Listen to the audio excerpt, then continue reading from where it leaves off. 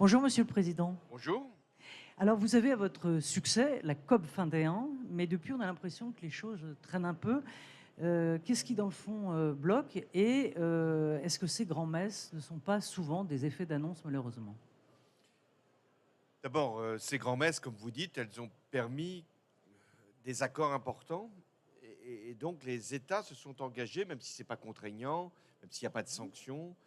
C'est le seul forum à partir duquel il peut y avoir des objectifs qui sont fixés en commun.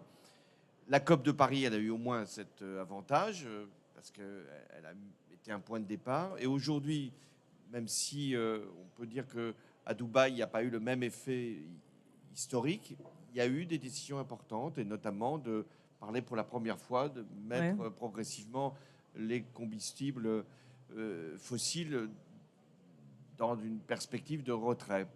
Deuxièmement, c'est le seul forum où des pays qui sont quelquefois même en guerre ou en belligérance ou en conflit, qui peuvent se retrouver et qui peuvent prendre des décisions en commun.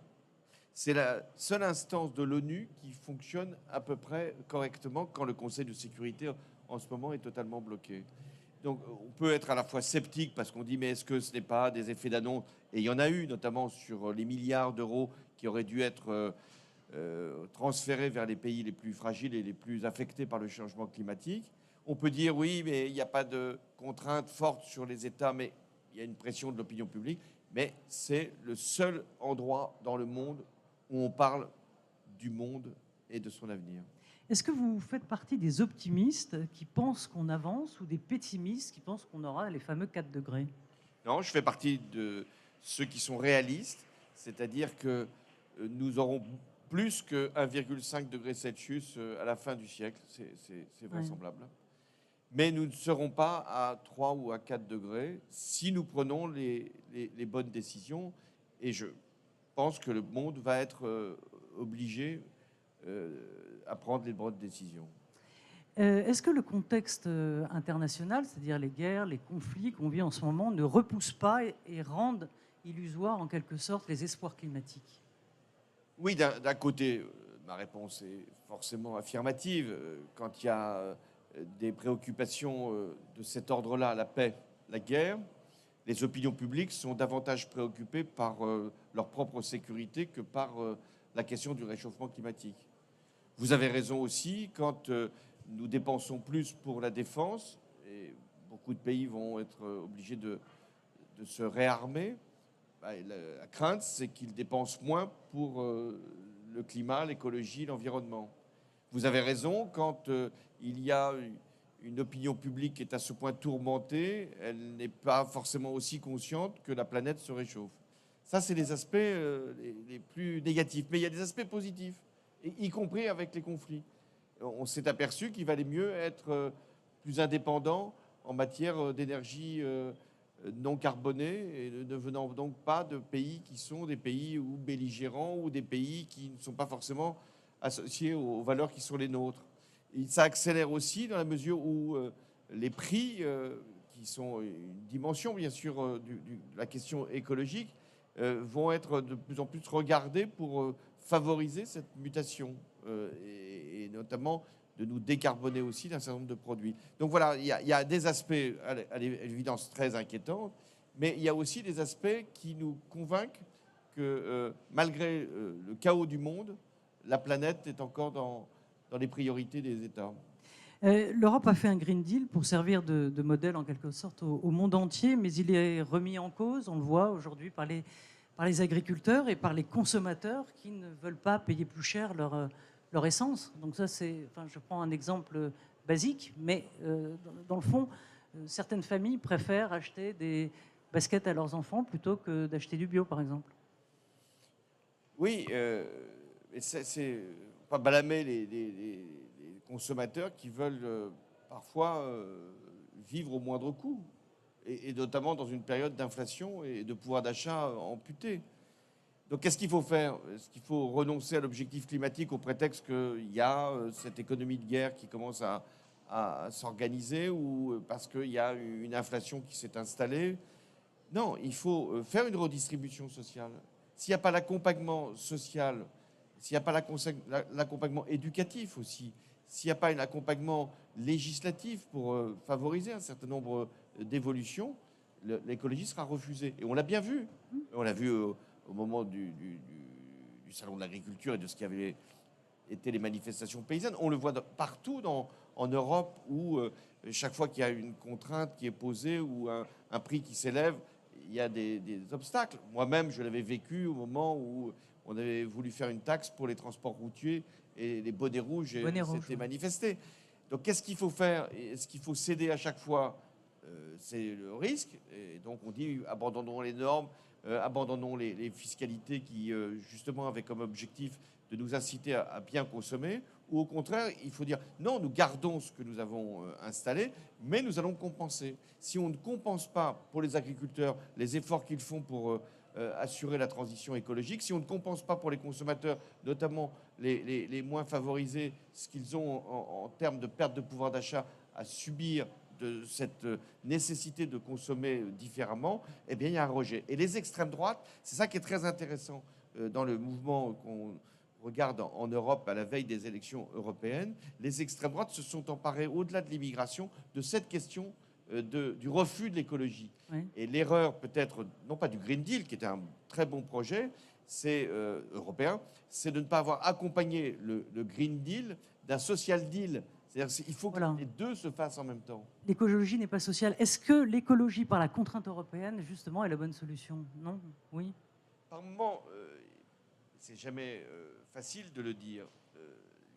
Il y a des interdits ou des contraintes qui accélèrent le mouvement. Je prends un exemple. Si on dit il n'y aura plus de plastique à l'horizon de la fin de la décennie, si on dit, ce qui a été dit d'ailleurs, il n'y aura plus d'énergie, il n'y aura plus de véhicules qui seront à l'énergie thermique en 2030 ou en 2035. Immédiatement, c'est des contraintes. Mais vous avez une accélération des décisions industrielles.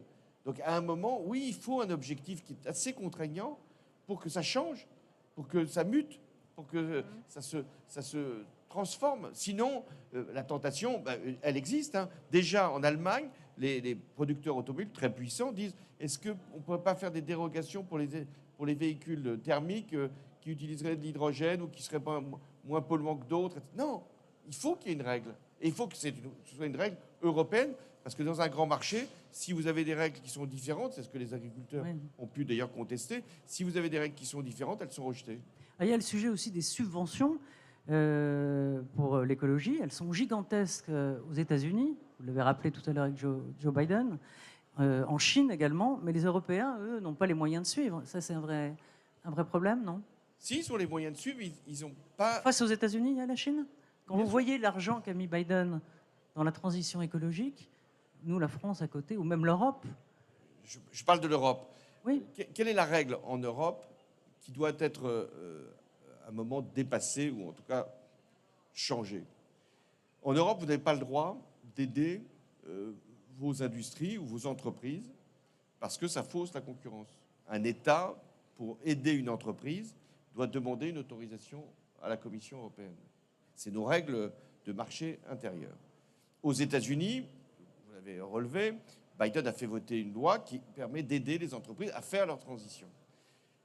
Donc l'Europe, qui n'a pas les moyens budgétaires, parce que l'Europe a un budget qui est encore plus faible que celui de la France, l'Europe, qui n'a pas les moyens budgétaires, ne peut pas engager elle-même cette aide. Donc ce qu'il faudrait, peut-être ce sera un thème des élections européennes, c'est que l'Europe fasse ce qu'elle a fait pendant la crise sanitaire. Elle a été capable d'emprunter pour que les États puissent accompagner les industriels qui étaient en difficulté ou les commerçants qui étaient obligés de fermer boutique. Eh bien, il faut faire la même chose pour la transition écologique. Il faut que l'Europe emprunte et ensuite elle verse aux entreprises qui sont les plus innovantes les aides qui seront nécessaires pour faire place à la concurrence qui viendra de Chine ou qui viendra des États-Unis avec les aides qui auront été reçues. Quand Emmanuel Macron parle de souveraineté énergétique, on en est loin là encore. Est-ce que ça vous paraît un concept faisable? On utilise le mot souveraineté à toutes les sauces, à toutes les occasions. Souveraineté alimentaire, souveraineté énergétique, souveraineté industrielle. Ce qui compte, c'est d'avoir un objectif d'indépendance sur des matières ou des produits essentiels. Ça compte. On ne peut pas être souverain sur tout. Sinon, c'est la fermeture. On s'enferme au sein de nos frontières et on produit que ce qu'on consomme. Non.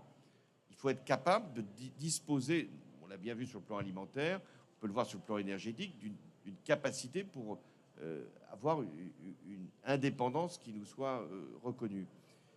Sur la question énergétique, oui, je pense qu'avec le nucléaire, avec les énergies renouvelables, on sera de plus en plus indépendant. Et on aura de moins en moins à acheter des énergies fossiles. Et surtout, on aura de moins en moins à émettre du CO2, ce qui est quand même la vraie souveraineté, c'est la souveraineté planétaire. Est-ce qu'on est capable de nous débarrasser du CO2? Ça, le jour où on en arrivera là, on sera vraiment souverain ensemble, sans faire concurrence entre nous.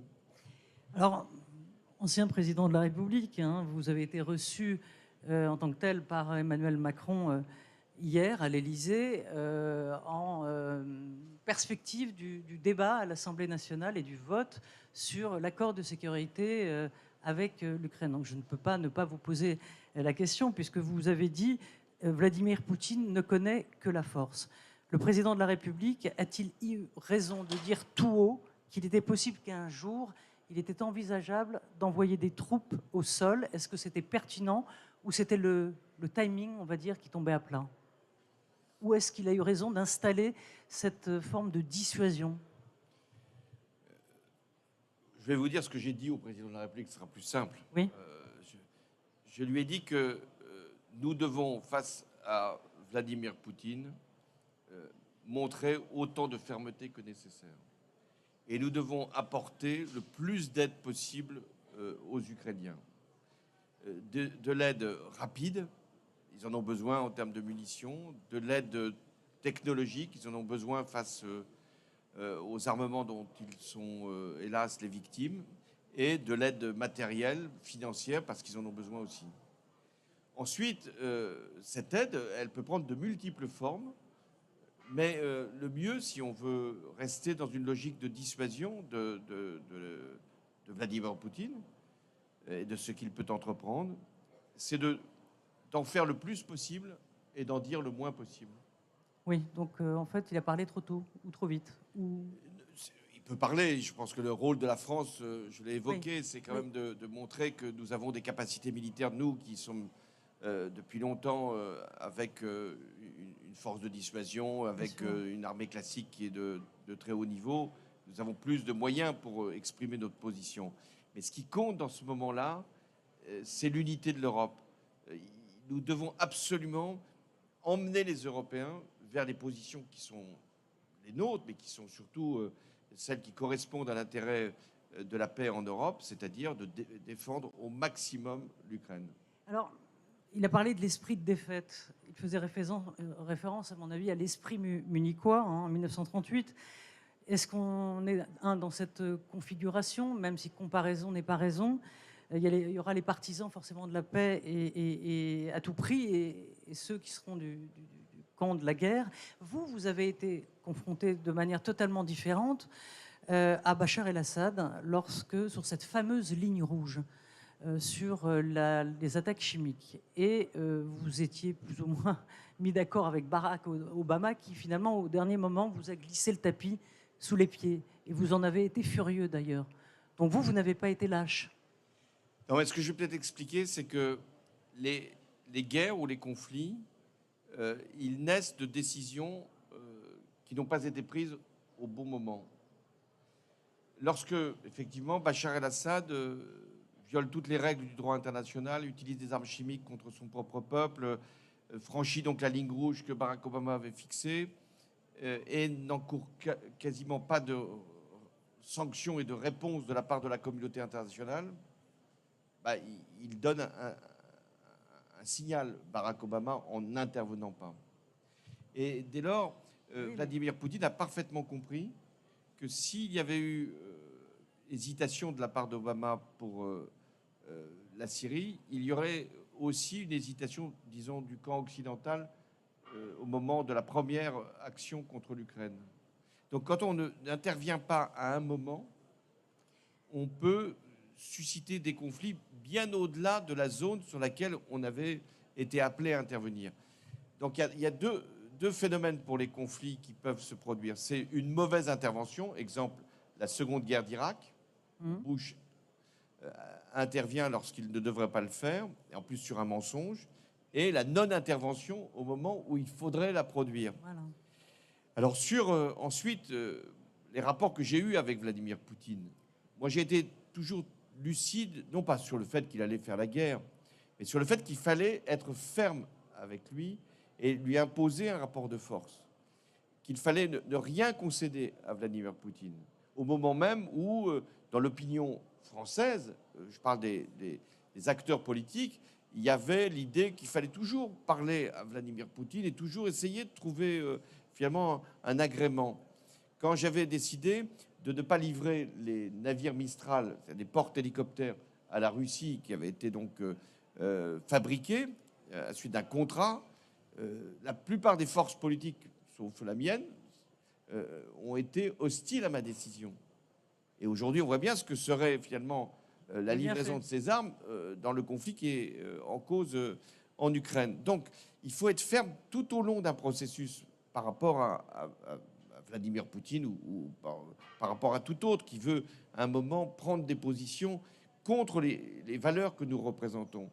Aujourd'hui, il y a une prise de conscience, j'en suis très heureux.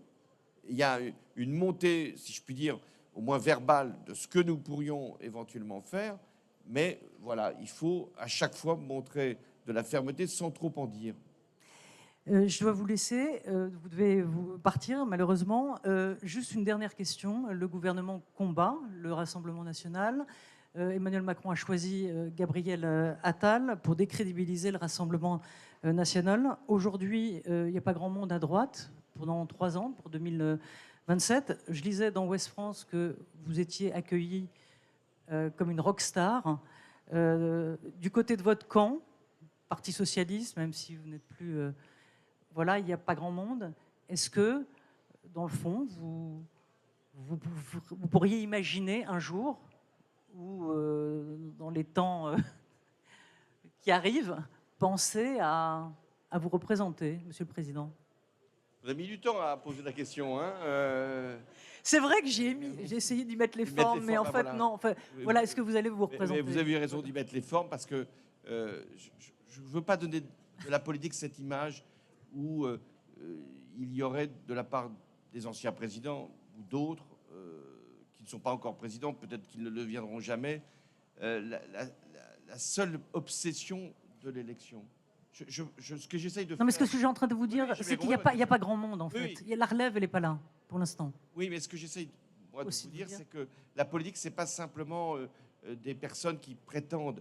Il faut amener des idées, des propositions, donner des espoirs. Et pour ça, et c'est la condition, il faut qu'il y ait des partis politiques. S'il n'y a pas de partis politiques, il peut y avoir des individus qui circulent dans les travées, ils peuvent avoir un certain succès d'estime, mais ça n'aura pas de suite. Vous disiez, il y a un vide. Oui, il y a un vide parce que le seul parti politique qui est vraiment structuré, c'est le Rassemblement national. C'est un fait, il est structuré comme un parti à l'ancienne. Donc, comme les partis l'étaient quand j'étais premier secrétaire du Parti socialiste, ou avant les LR, ou les partis qu'on connaissait dans la vie politique française. Il faut reconstituer ça et vous verrez, les personnes arriveront. La mienne n'est pas aujourd'hui en cause. Même si je peux partager le constat, je ne suis pas vraiment dans l'idée d'être candidat pour être candidat. J'ai un avantage sur beaucoup d'autres, j'ai déjà été président. Je veux dire par là, je n'ai pas besoin pour mon propre destin de formuler cette ambition. Elle est assouvie. Au moins pour la France, peut-être. Oui. Donc, mon ambition, elle a connu son accomplissement en servant la France. Donc voilà, je suis désintéressé dans ma démarche. Merci, Monsieur le Président. Merci beaucoup. Merci.